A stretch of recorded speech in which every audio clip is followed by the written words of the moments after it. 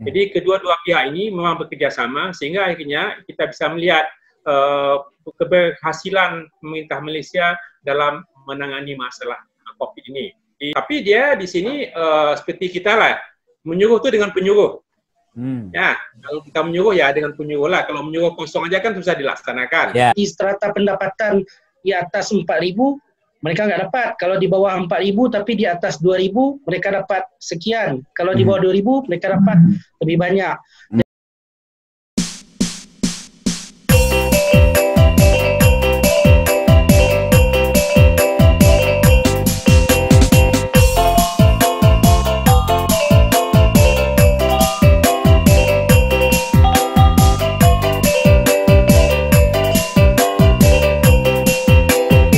Bismillahirrahmanirrahim. Assalamualaikum warahmatullahi wabarakatuh. Pemirsa Minang Satu dimanapun Dun Sanak berada. Malam kini Senin 13 April 2020, saya Taufik Effendi, pemimpin redaksi Minang Satu, akan berdiskusi berkenaan dengan COVID-19 dengan perantau-perantau kita yang saat ini sedang berada di Malaysia. Alhamdulillah malam ini kita bisa berdiskusi pertama dengan Prof. Nurul Huda yang sekarang sedang berada di Terengganu. Sungguh pun sehari-hari beliau bekerja di Sabah. Nanti secara spesifik kita akan minta beliau perkenalan. Tapi yang jelas terima kasih Prof atas waktunya malam ini. Selamat malam. Lalu yang kedua ada Muhammad Arif. Ya, Muhammad Arif adalah salah seorang mahasiswa di Universitas Kebangsaan Malaysia ya. Universitas Kebangsaan Malaysia. Nah, beliau ini adalah perantau Minangkabau. Kalau Prof. Nurul, beliau berasal dari Solo, kemudian kalau Arif berasal dari Batu Sangkar. Kita akan berdiskusi dengan beliau. Nah, mengawali diskusi itu, pemirsa Minang Satu, kita minta dulu kepada Prof. Nurul Huda untuk memperkenalkan diri pertama dulu, kemudian setelah itu silakan Arif. Silakan Prof. Assalamualaikum. Terima kasih ya Pak Taufik Effendi karena sudah menjemput saya, mengundang saya untuk hadir pada diskusi ini. Nama saya Profesor Madya Dr. Nurul Huda. Saya berasal dari Solo. Ibu saya dari Solo, almarhum ibu saya daripada Solo dan almarhum ayah saya dari Bukit Tinggi. Tapi saya besar, lahir dan besar di Solo, dari SD, SMP, SMA, kemudian kuliah baru pergi ke Padang ya. S1 di Bung Hatta, kemudian S2 di PB dan S3 di UKM. Sekarang ini saya bekerja di Universiti Malaysia Sabah, Kota Kinabalu. Tetapi saya dan keluarga tinggal di Terengganu karena sebelum saya bekerja di Universiti Malaysia Sabah, saya bekerja di Universiti Sultan Zainuddin Abidin Terengganu untuk 2 tahun.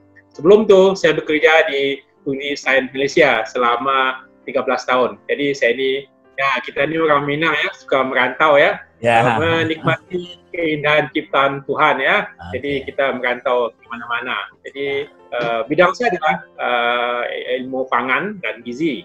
Jadi saya tamat di UKM dulu di jurusan ilmu pangan ya. Bidang saya adalah bidang ilmu pangan dan gizi. Jadi saya sangat terima kasih lah pada Pak Taufik yang sudah mengundang saya untuk berdiskusi pada malam ini. Terima kasih. Ya, terima kasih Prof. Silakan Arif. Oke, bismillahirrahmanirrahim. Assalamualaikum. Selamat malam kepada Pak Taufik dan Pak Prof. Nurul Huda. Nama saya Muhammad Arif Putra. Saya asli dari Batu Sangkar. Kalau tinggal di Bukit Tinggi. Namun sekarang ini saya kuliah di Universiti Kebangsaan Malaysia. Rupanya saya tak sangka juga saya junior kepada Pak Prof. Apa bedanya? Saya S1 satu sama alma mater ya. Satu alma mater. Saya S1, S2 di Universiti Kebangsaan Malaysia. Sekarang ambil jurusan teknik sipil. So itu saja dari saya. Berarti di Kuala Lumpur ya domisilinya kan? Ya betul. Saya di Kuala Lumpur. Memang betul-betul di ibu kotanya. Ya. Baik, jadi Prof Nurul sama Arif, seperti yang tadi di pembukaan, kita akan berdiskusi berkenaan dengan COVID-19. Kalau secara statistik kita lihat memang di Malaysia sudah ada 4.800 lebih itu kasus positif COVID-19. Kemudian ada 77 yang meninggal dan selebihnya ada yang sedang dirawat dan sudah dinyatakan sembuh itu sekitar 2.200-an. Nah, ini agak berbeda dengan data di Indonesia yang 4.800-an lebih kasusnya, kemudian 4.500-an, tetapi ada 300-an yang sudah meninggal. Nah, kita ingin tahu ini, Prof, bagaimana update terkini nih dari COVID-19 saat ini, per hari ini nih di Malaysia. Silakan, Prof. Ya, makasih Pak Taufik. Update tentang COVID ini diberikan secara live setiap hari oleh pemerintah Malaysia. Jadi setiap pukul 12 siang itu ada update daripada Dirjen Kesihatan dia. Jadi KKM ini daripada Kementerian Kesihatan. Jadi Dirjen di Kementerian Kesihatan yang akan mengupdate tentang status COVID di Malaysia. Jadi setiap hari dia akan membuat media untuk menginformasikan bagaimana perkembangan COVID di Malaysia. Kalau kita ikuti yang tadi disampaikan oleh beliau, Datuk Hisam ini, pada hari ini dia ada 134 kasus baru. Jadi dia akan update setiap hari. Pada hari ini ada yang baru adalah 134. Yang total seperti yang Pak Taufik Effendi sampaikan tadi itu memang 4.817 yang total itu positif ya. Dan yang dirawat, tapi yang 4.817 itu bukan yang dirawat. Ya, itu total yang positif. Ya, yang dirawat itu hanya 2.464. Ya, yang dirawat adalah 2.464 karena 2.276 lagi sudah sembuh. Jadi angka sembuhnya itu 47%. Jadi 4.817 adalah total yang positif, tapi yang dirawat adalah 2.464. Yang 2.276 ini sudah pulih, sudah pulang, sudah sehat mereka. Ya. Nah, kemudian yang meninggal satu orang. Hari ini sehingga total yang meninggal adalah 77 orang. Jadi hari ini ada yang meninggal satu, sehingga total yang meninggal adalah 77 orang. Dan datanya lebih rinci diberikan karena tiap hari diupdate. Tadi kita sampaikan jumlah yang dirawat adalah 2.464 dan daripada 2.464 itu hanya 66 yang masuk ICU. Jadi dia ada rincikan lagi, dan itu adalah yang ditahan di rumah sakit ya, yang memang positif dirawat di rumah sakit. Dan daripada 2.464 itu 66 yang dimasuk ICU. Dia UGD ya, diurat kan. Dan daripada 66 itu 36 yang pakai ventilator. Jadi dirinci lagi berapa orang yang memakai ventilator. Jadi ini yang status yang ada pada waktu ini ya. Dan tadi kita sudah sampaikan total yang positif itu ada 4.683, tapi jumlah yang diperiksa itu lebih. Nah, cuma yang daripada jumlah yang diperiksa itu lebih itu 72.808 itu adalah negatif. Ya. Jadi yang 4.683 itu adalah yang positif saja. Ya. Tapi yang diperiksa itu jauh lebih besar jumlahnya. Jadi jumlah diperiksa itu adalah 72.808 yang sudah diperiksa. Tapi itu yang negatifnya. Jadi itu yang status yang ada pada waktu ini, dan dia disampaikan juga bahwa kadar pemeriksaan ujian per 1 juta penduduknya adalah sekitar 1.690. Jadi per 1 juta penduduk Malaysia, 1.690 orang itu sudah diperiksa COVID-nya. Per 10 juta? Per 1 juta. Oh, per 1 juta ya? Per 1 juta kan? Per 1 juta penduduk, jumlah yang diperiksa adalah 1.690 orang. Sehingga total yang diperiksa itu adalah lebih daripada 70.000. Ya. Jadi itu update yang terkinilah yang hari ini tentang status COVID di Malaysia. Ya. Jadi baik Prof. Nah, dengan kondisi atau data-data statistik yang tadi sudah disampaikan, ternyata angka yang meninggal itu sangat kecil sekali ya. Sangat kecil sekali. Meninggal itu 1,6%. 1,6%. Berarti kalau secara angka dunia ini sudah di bawah rata-rata, karena ini kan 2%-an kalau di tingkat secara globalnya angkanya seperti itu, secara statistiknya. Nah, kira-kira yang Prof tahu bagaimana itu bisa terjadi sangat kecil meninggal itu semacam, apakah memang pemerintahnya sangat siap segala macam, seperti apa itu Prof? Menurut apa yang saya perhatikan ya, ini rakyat dan pemerintah ini bekerja sama, berganding bahu untuk menangani masalah COVID ini. Pemerintah serius memperhatikan langkah-langkah yang harus dilakukan secara profesional. Jadi mereka bertindak dengan profesional ya untuk menangani masalah wabak COVID ini. Dan rakyat pun juga patuh terhadap apa yang ditentukan oleh pemerintahnya. Jadi kedua-dua pihak ini memang bekerja sama sehingga akhirnya kita bisa melihat keberhasilan pemerintah Malaysia dalam menangani masalah COVID ini. Jadi itu yang pertama saya lihat, kerjasama di antara rakyat dan pemerintahnya sangat dukung-mendukung ya. Mereka rakyat patuh dengan apa yang ditentukan oleh kerajaannya.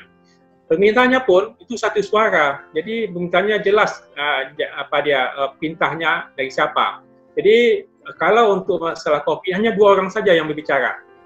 Satu adalah Menteri Kanan untuk Keselamatan, ini seperti Menko Polkam kita, Menteri Kanan ya, di sini untuk masalah keselamatan keamanan kan, itu Datuk Seri Ismail Yaakob. Jadi dia pun tiap hari akan ada konferensi pers untuk menjelaskan apa langkah-langkah yang diambil oleh pemerintah untuk menangani masalah COVID setiap hari. Ya, satu itu dari segi masalah negara. Masalah negara itu Datuk Seri Ismail Yaakob Sabri yang akan memberikan informasi apa langkah-langkah yang dilakukan oleh pemerintah Malaysia. Yang kedua untuk bidang teknikal itu yang berikan adalah Dr. Nur Hisam Abdullah ya, itu profesional orang kesihatan, dirjen kesihatan. Dia akan memberikan rincian bagaimana tahap-tahap untuk mengendalikan COVID ini menurut ilmu kesihatan. Jadi dia fokus untuk masalah kesihatan saja. Jadi 2 orang itu saja yang berbicara, tidak ada yang lain. Baik. Sehingga itu satu informasi. Ya, tadi disebutkan ada kerjasama yang baik antara pemerintah dengan masyarakat. Secara spesifiknya seperti apa itu, Prof? Secara spesifiknya adalah tentang apa yang dilakukan oleh pemerintah pada mulai tanggal 18 Maret yang lalu.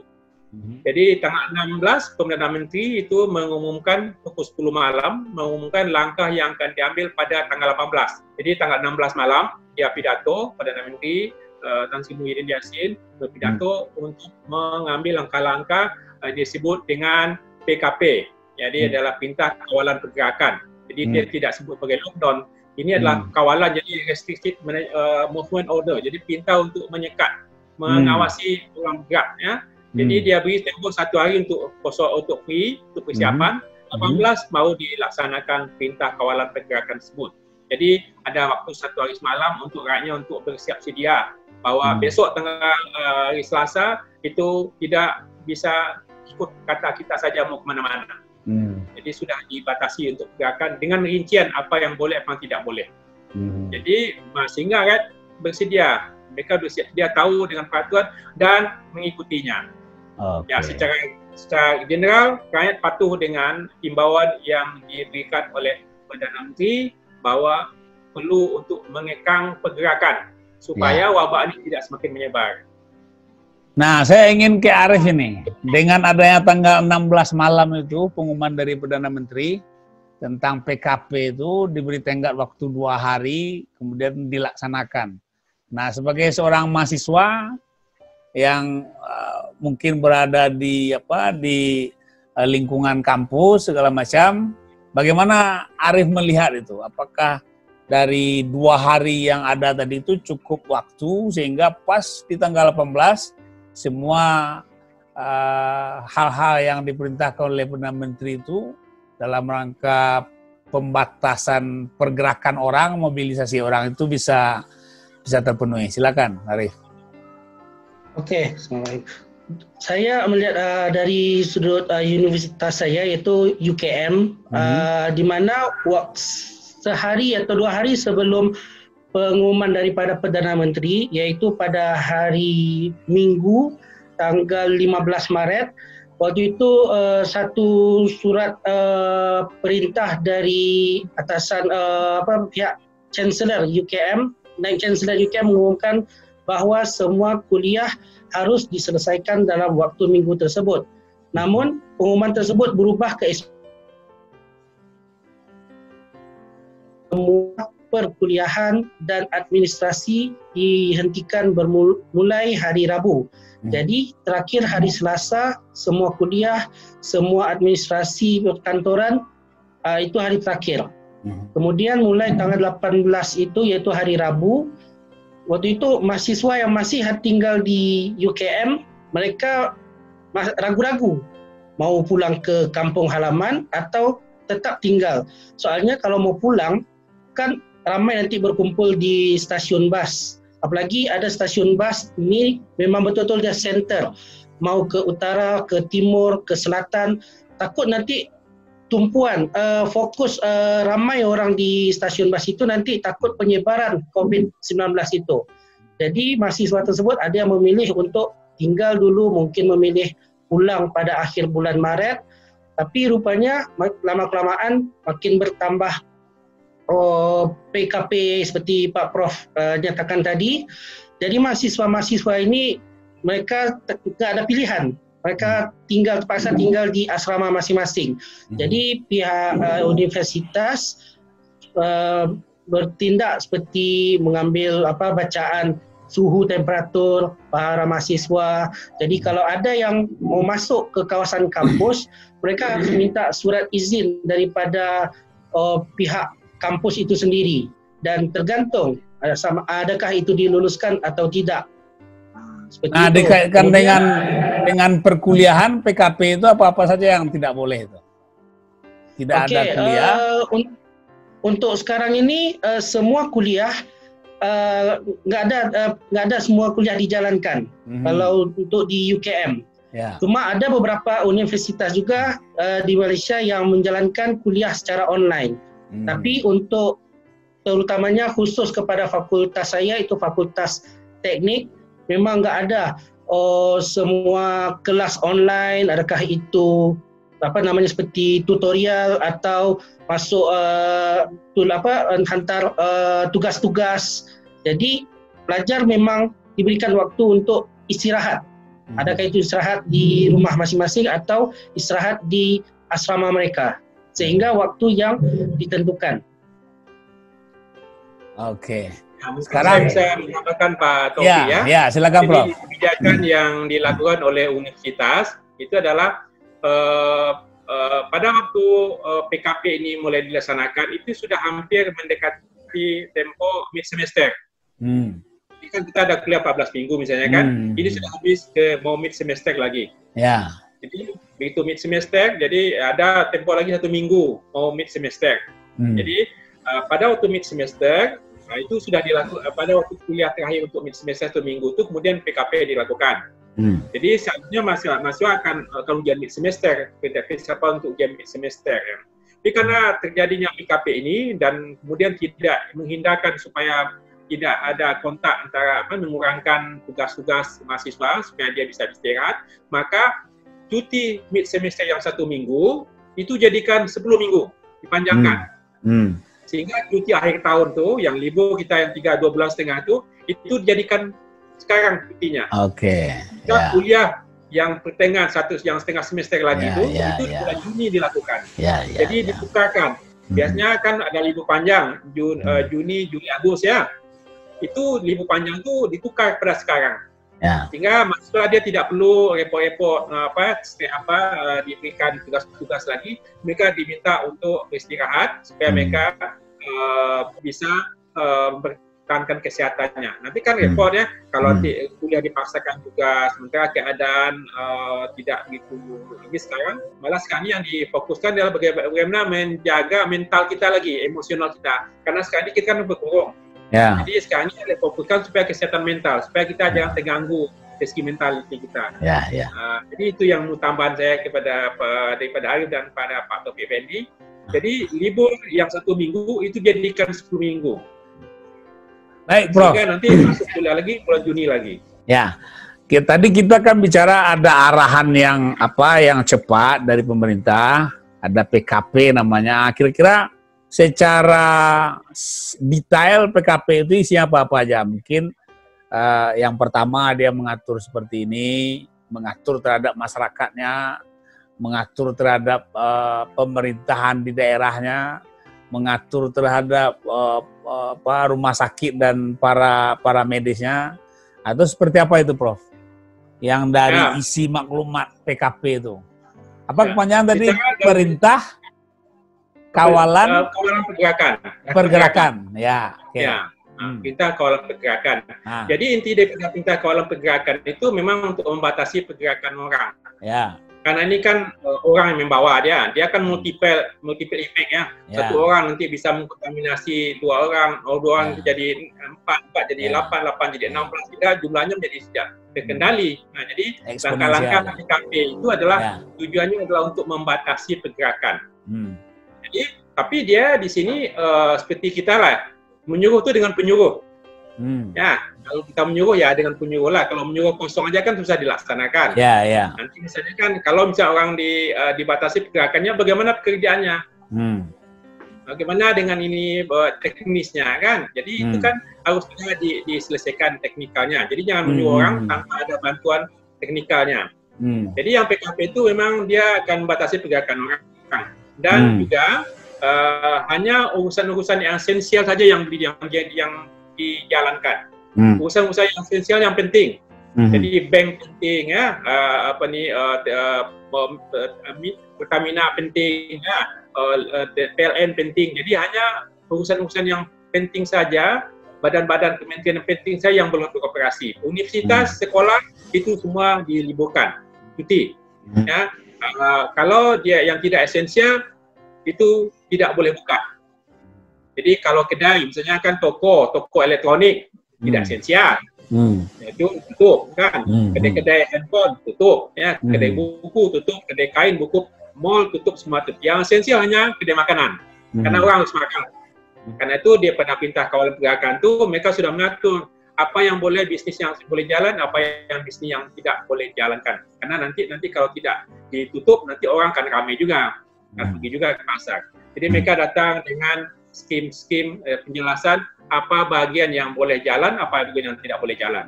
Bus tidak boleh jalan. Nah, karena itu mereka sudah memberikan detailkan apa yang boleh dilaksanakan, apa yang tidak. Kemudian juga mereka juga sensitif terhadap keadaan keuangan. Keadaan keuangan kan terhadap beban pekerjaan. Jadi Perdana Menteri ini sudah memberikan bantuan keuangan. Jadi kalau seperti kita lah menyuruh lah mesti dengan penyuruh, ya supaya rakyat sepi. Nanti disuruh kurung, tapi gimana kami mencari makan, mau kerja kan? Jadi tidak bisa seperti saja. Jadi mereka juga datang dengan paket belanjawan dia, budget atau anggaran belanja dia. Jadi contohnya pada waktu COVID ini tenaga medis kita ini sangat luar biasa pengorbanannya. Karena mereka harus menjadi frontliner kan, orang yang paling di depan ya untuk menangani masalah ini adalah orang-orang medik ya, orang dokter, orang daripada jururawat kan, orang yang bekerja di rumah sakit, orang yang bekerja di klinik.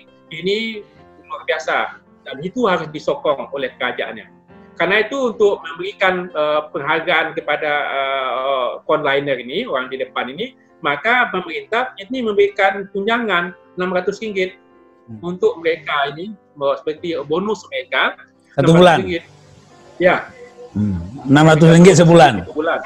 Ya, seperti untuk menghargai jasa mereka ya, berikan tunjangan. Kemudian di samping itu, nanti kan ada juga, polisi kan mesti razia dia. Kan orang tidak boleh pergi kan, jadi untuk menghalang orang, kalau tidak ada polisi nanti orang lenggang-lenggok saja pergi kan, jadi itu polisi mesti ada, tentara mesti ada, itu hansip mesti ada lagi namanya rela, ada lagi imigrasi kan, jadi mereka itu juga termasuk penyokong bagian penting untuk menghalang pergerakan orang. Itu diberikan juga RM200. Diberikan juga uang bonus RM200 ya, RM200 ya.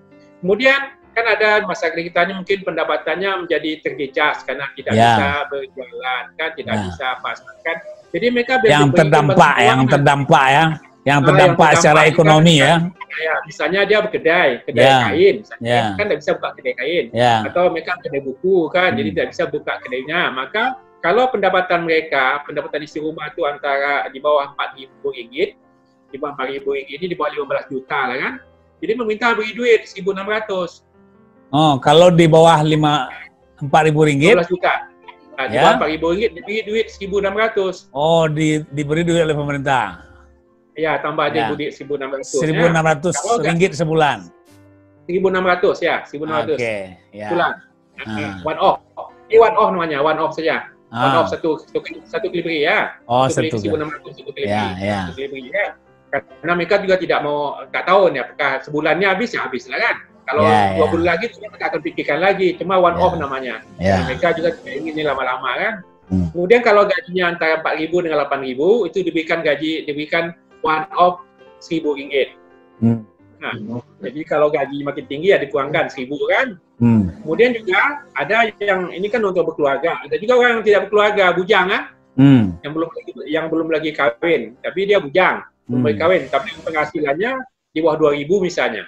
Jadi di bawah 7 juta lah penghasilannya kan, 7 juta, 8 juta kan. Ini juga diberikan bantuan RM800. Orang bujang yang belum keluarga, yang pendapatannya di bawah RM2.000, itu diberikan RM800 one off. Nah, kalau dia bergaji antara 2.000 dan 4.000, diberi RM500. Jadi senyum itu dengan penyuruh kan. Jadi misalnya dia bekerja, sekarang ini kedai di buku, dia kerja di kedai buku kan. Oke, orang lain kan, dia kerja di kedai buku, ataupun kerja di mall, atau kerja di tempat industri lain yang harus tutup. Kan dia, akhirnya kan pendapatannya jadi dia tidak bisa kerja. Karena itu kita berikan gaji, berikan uang RM800 untuk dia. Sehingga ada duitnya. Kemudian juga mahasiswa. Arif juga, macam mahasiswa. Mahasiswa dapat RM200. Dapat, Arif? Juga dapat RM200. Mahasiswa dapat dia juga dengan seperti kalau mahasiswa ini seperti S1 dia memang akan dapat, tapi kalau S2 kebanyakannya mereka sudah ada kerja tetap atau kerja lain. Mungkin jadi mereka tak dapat. Sebenarnya dia juga memang betul seperti Pak Prof bilang tadi, bantuan diberikan tapi dia mengikut juga. Kalau seperti strata pendapatan di atas 4.000 mereka nggak dapat. Kalau di bawah 4.000 tapi di atas 2.000 mereka dapat sekian. Kalau di bawah 2.000 mereka dapat lebih banyak. Jadi seperti waktu PKP ini, apalagi kalau di Malaysia, Malaysia dia kan ada 13 buah negeri kalau dengan wilayah persekutuan. Kalau di sini kalau kita bilang kan 13 provinsi gitu kan. Jadi paling banyak itu di Selangor dengan Kuala Lumpur. Seperti Jakarta dengan Jawa Barat itu. Lebih kurang persentasenya hampir 40%. Jadi PKP di sini amat sangat ketat. Seperti satu mobil hanya boleh satu orang aja di dalam itu. Dan kalau keluar harus bawa seperti masker. IC orang bilang di sini kan. Atau kalau alamat di dalam KTP itu nggak sama dengan alamat di rumah, jadi dia harus bawa seperti rekening telefon atau rekening listrik seperti itu untuk membuktikan bahwa dia memang tinggal di kawasan tersebut. Kemudian bagi ada bantuan-bantuan juga berikan seperti Menteri Agama Malaysia, soalnya Perdana Menteri yang baru ini dia baru dilantik pada awal Maret, tanggal 1 Maret. Jadi beberapa langsung disambut oleh corona ya. Seperti itulah. Dan kemudian menteri-menteri seperti Menteri Agama dia melancarkan satu peti rekening untuk membantu golongan-golongan fakir miskin yang memerlukan, bukan saja orang-orang Islam tapi juga orang-orang bukan Islam dan juga orang bukan warga negara. Seperti kan ada yang dari bukan warga negara yang pekerja asing di sini yang nggak bisa pulang ke negara mereka. Jadi Menteri Agama turun ke lapangan membantu terus melalui sumbangan-sumbangan beras, minyak dan sebagainya. Seperti itu. Nah, kemudian Rif juga Prof ini pergantian aja nanti. Kalau di kita di Indonesia dalam rangka ini, kalau di Malaysia namanya PKP tadi kan, pembatasan perintah kawalan pergerakan. Kalau di kita kan namanya PSBB ya, pembatasan sosial berskala besar. Ya. Tapi isinya kira-kira mirip itu isinya. Nah, salah satu dari PSBB itu kalau di kita adalah tidak boleh lagi adanya kegiatan-kegiatan keagamaan yang menghimpun orang banyak. Nah, sehingga kita sudah 3 kali Jumat nih, tidak sholat Jumat lagi di masjid dan seterusnya. Kalau di Malaysia bagaimana, Rif? Oke, kalau di Malaysia sebenarnya Jumat kemarin adalah Jumat keempat di mana umat Islam tidak dapat solat Jumat. Kecuali di Perlis, di negara bagian Perlis di utara, mereka sudah 5 kali Jumat tidak solat Jumat. Mula-mulanya memang tanggapan diterima begitu sinis oleh masyarakat Islam, di mana kenapa kita waktu musibah ini umat Islam semakin menjauh dari masjid, dari musola. Tapi rupanya setelah diberitahu oleh Menteri Agama dan juga dibantu oleh macam mufti, kalau kita kan MUI, mufti-mufti di mana kita memang solat itu wajib, solat Jumat itu wajib bagi lelaki. Namun nyawa umat Islam itu sendiri adalah lebih bernilai. Jadi patuhi arahan dari pemerintah. Itu pesan